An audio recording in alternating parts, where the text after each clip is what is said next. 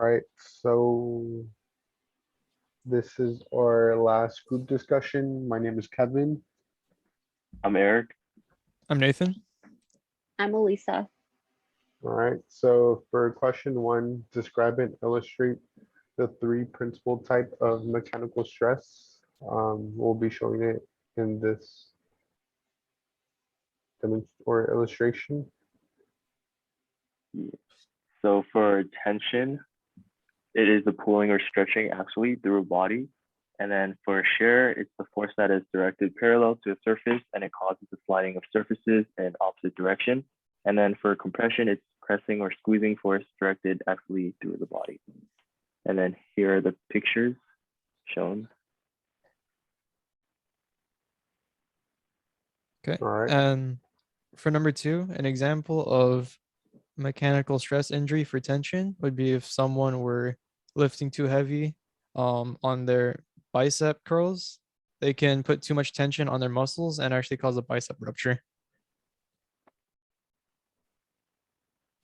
For like a shear force in or like shear injury, we said it could be either like someone breaking a bone during like a fast movement, or also it could be like maybe like a MCL or ACL tear in the knee. So the knee's moving another way while the leg's moving the other way, and then in opposite directions, I mean, and it causes um, a tear.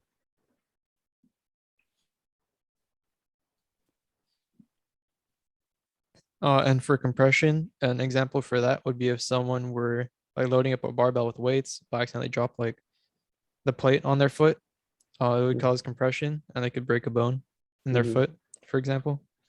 Or it could be just like on their muscle too. If they just drop it on like their muscle, the muscles are gonna compress, and then once the weight's off, it's gonna go back in. But yeah, I think those are all good examples. I agree. Yep. All right, so for the last question, using the information from the lecture video, describe the envelope of function and its relationship to injury. How can we increase it and decrease it? So I can touch on that. So like the um the envelope of function basically has to do with like the zone of the homeostasis.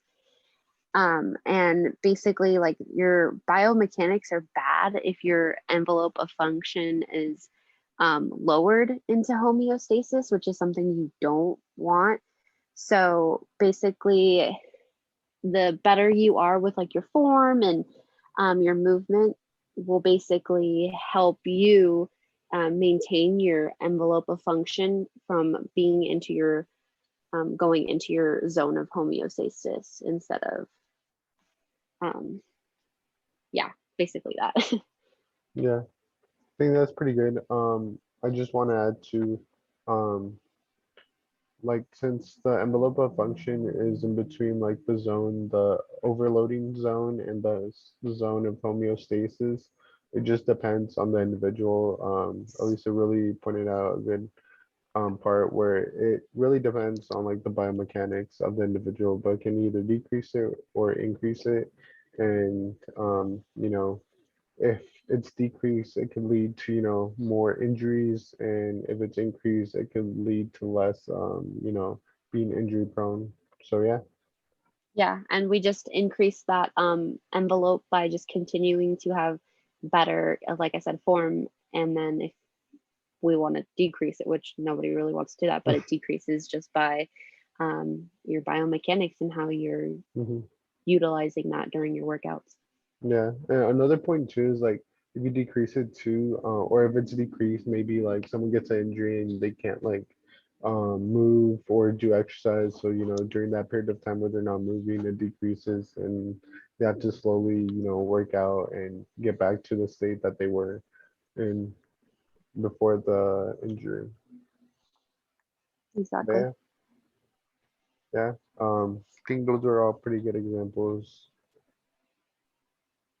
Yep, I agree.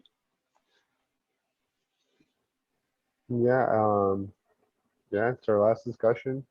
It was a good group, and yeah, I think we're done, guys.